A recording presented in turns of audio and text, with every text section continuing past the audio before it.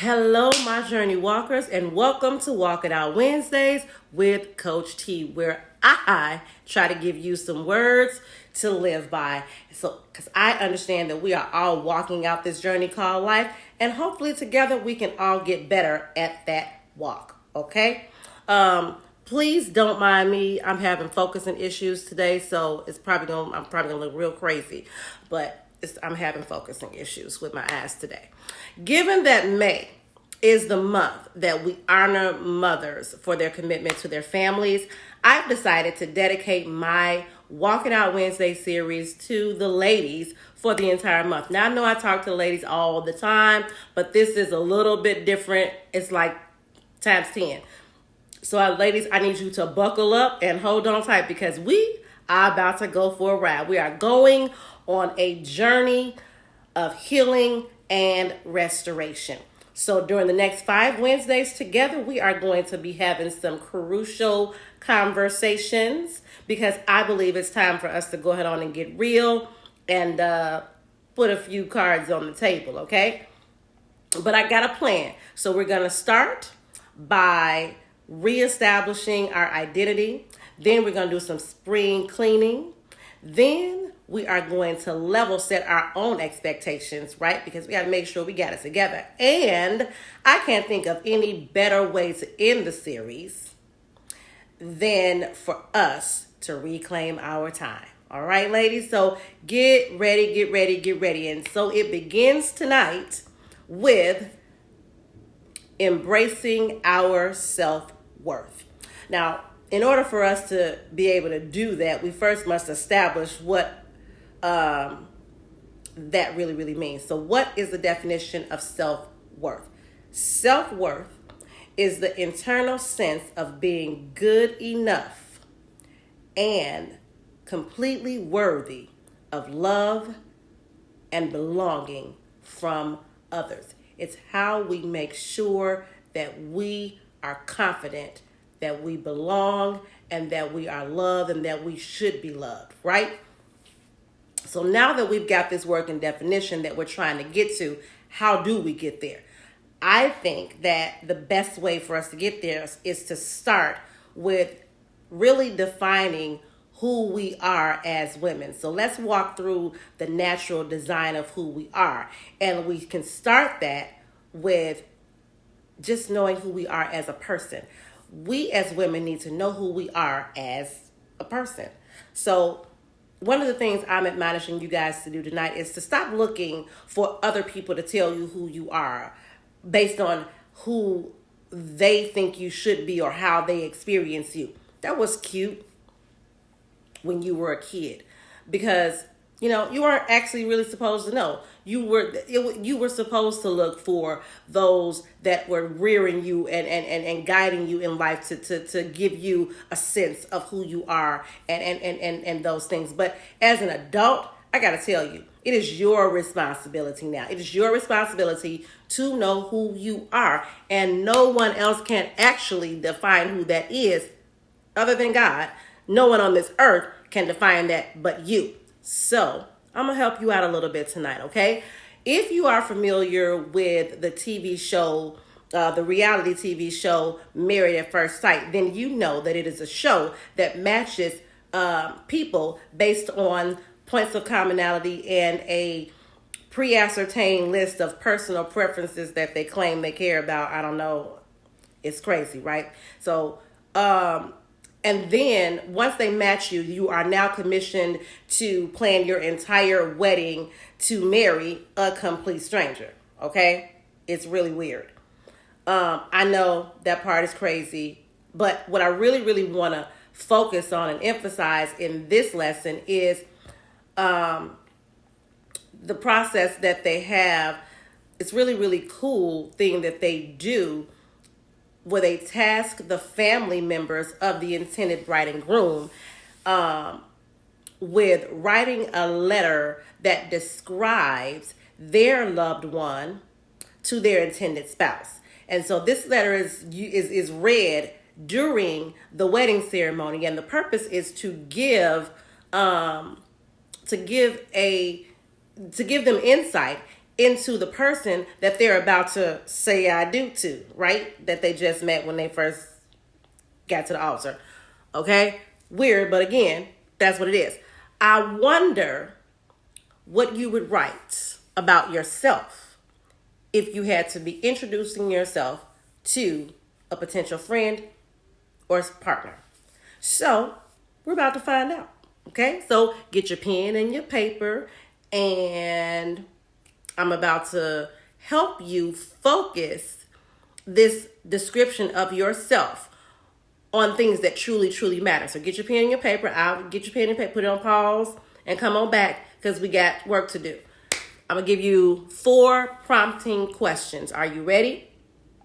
Are you ready? All right. Number 1, what are my top 5 traits? Please don't say that I'm just nice, because that's real general and surface. And we're going beneath the surface tonight. And I'm going to challenge you all to really, really dig a little bit deeper. Okay. So I'm looking for something along these lines. And I'm going to be sharing my examples throughout this lesson. These are from my life. So I'm being transparent with you as I want you to be with yourself during this exercise. For me, I believe in being integral in everything that I do, because it's important to me that I can be proud of my actions.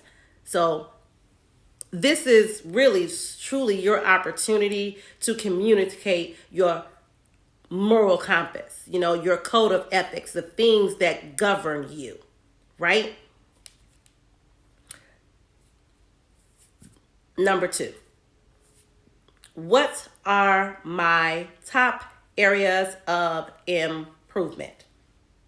This is your opportunity to go ahead on and admit and acknowledge that you are not perfect, because you know that you're not, for real, right? So this is the opportunity for you to go ahead on and acknowledge that you are not perfect and that, yes, you do have flaws.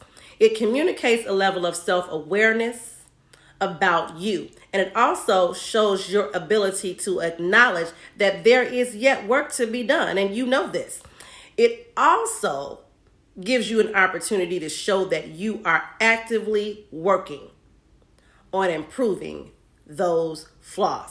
For example, one of my flaws is that I have a hard time listening to the opinions of others. Really, because I'm not always completely confident that they're about to tell me something that I don't already know. Now, today I can acknowledge that we can fill a whole world with stuff I don't know. Okay? That's for sure. So with that being said, I am really, really more intentional about looking for the thing that I don't know in every conversation that I engage in. That is what I do. So that's my flaw. Okay? I want you to understand that people don't expect perfection. They're expecting progression. Okay? That's what they're expecting. Number 3, what are my doubts and fears? This is an opportunity for you to show vulnerability. Relationships require vulnerability because they establish trust, commonality, and mutual understanding and respect. It's how we connect with each other. It's also how we learn how to love each other, how to cover one another, how to support each other. You're not going to have a successful relationship with anybody, man or spouse or a regular friend, if you don't learn to be a little bit vulnerable at the right times with the right people for the right reasons. Number 4. What are my gifts and talents? Well, here is an opportunity that you've probably been waiting for, right? This is the opportunity where you get to share your passions and your purpose, if you know what that is. It's also a chance for you to share your knowledge and your creativity. This helps people know what you really bring to the table, besides the exterior presentation that you show people and whatever your superficials are, because we all have that. It brings depth and character and grounding to you as a person. And that, my friends, that, my dear ladies, goes a long way in connecting with people. If you are honest and transparent with yourself in this exercise, then I need you to type in the comments, I know my person. All right? I know my person. Now, let's understand our natural design as it relates specifically to men, because the whole purpose this month is to get better at being ourselves so that we can start to connect with others, the people that we want in our lives. Number one, we are made to be loved by a man. You ever wonder why that you have this undying urge to be paired with a man? You want a boyfriend. You want to get married. It's because you're designed to be connected to a man for the purpose of being loved by him. It's why we live for the words of affirmation that come from him.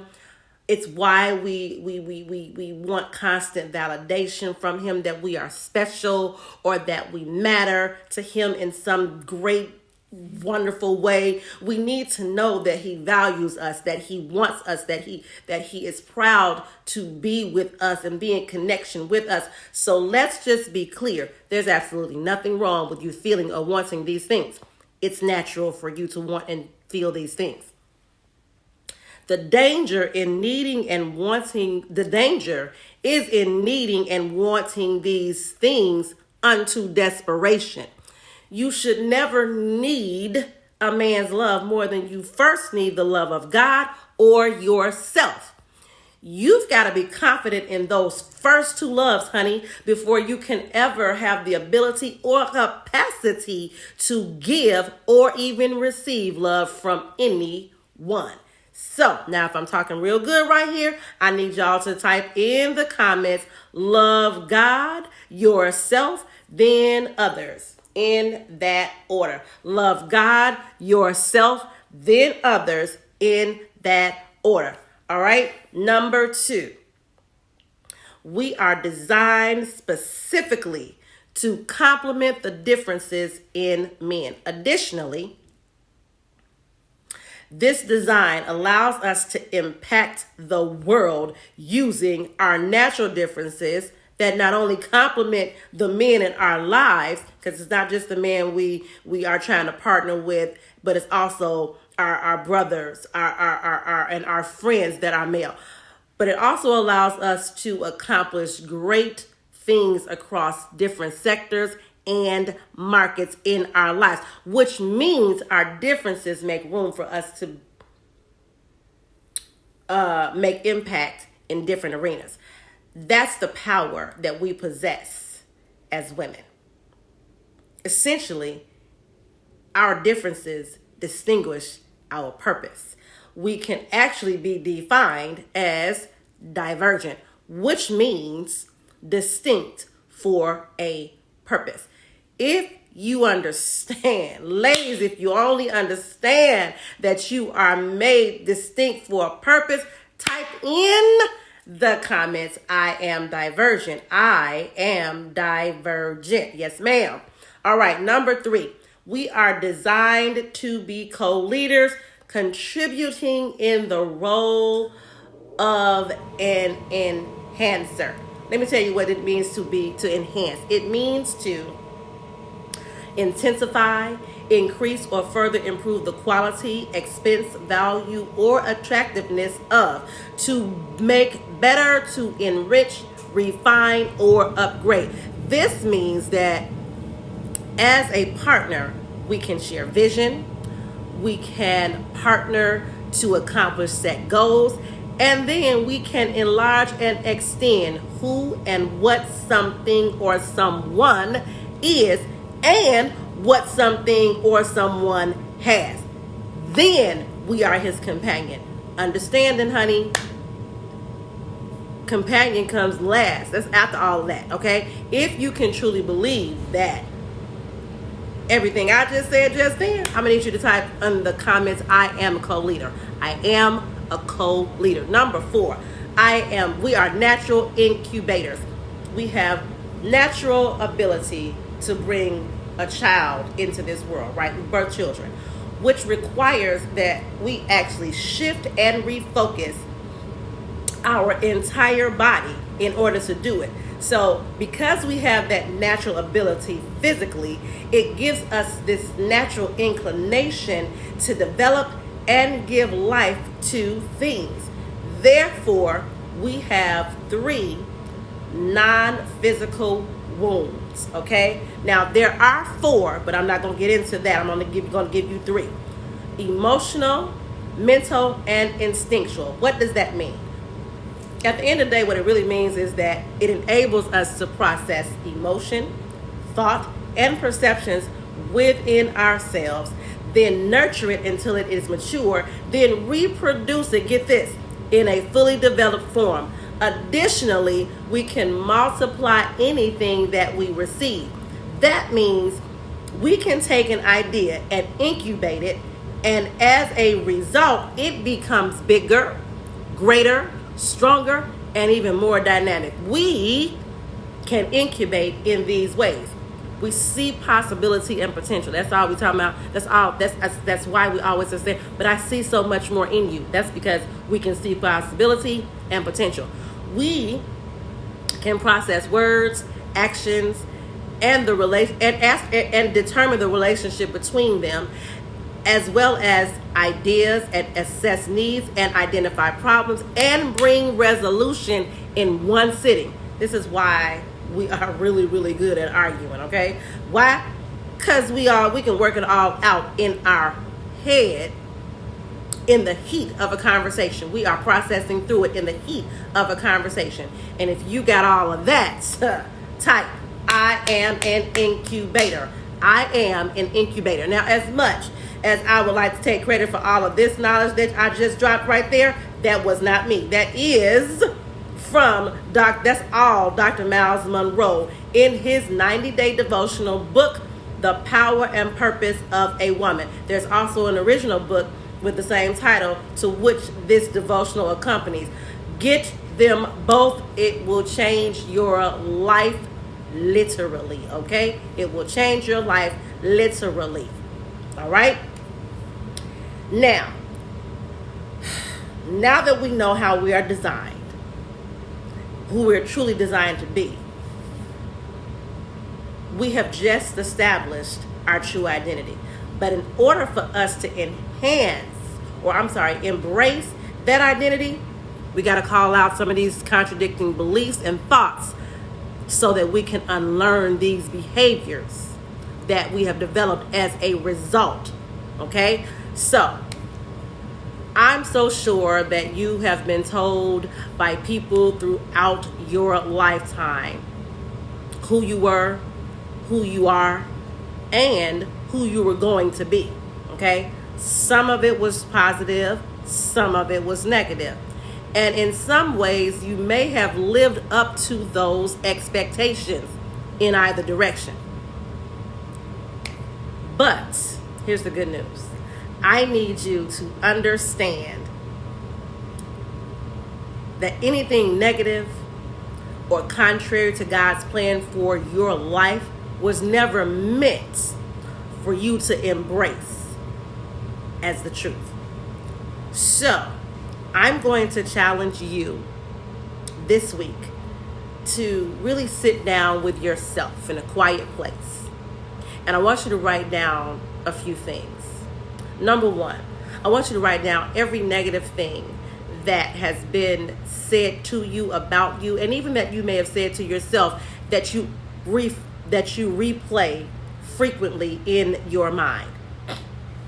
Excuse me. Number 2, I want you to write down any decisions that you've made that went against your own intuition or beliefs or what you really, really had in your heart to do, simply because you wanted to please someone else. Okay? And then I want you to identify the impact that these things have made in your life, from your thought processes to your bad attitudes to your bad behaviors to your personal hang-ups like trust issues or, negative characteristics, try to tie them back, try to tie them together so that you can see how those negative words or thoughts have affected the way you live your life. Once you get this list, I want you to sit down with it and really, really think about how you feel about it. And then I want you to write down those feelings. Once you get everything together, I want you to now denounce everything on the list and declare and decree your freedom from it. Okay? So right now, I'm going to come in agreement with your declaration and collecting every negative thought, every vile word that has been spoken to you, about you, and even those words spoken from your own lips, and casting them into a sea of forgetfulness. And I call you free in Jesus' name. If you believe that, if you receive that, and you understand that you will and can be free after completing this exercise, type in I am free. I am free in the comments. You are now ready to embrace your self-worth. Know that you are valuable. You are worthy of every good thing God wants you to have.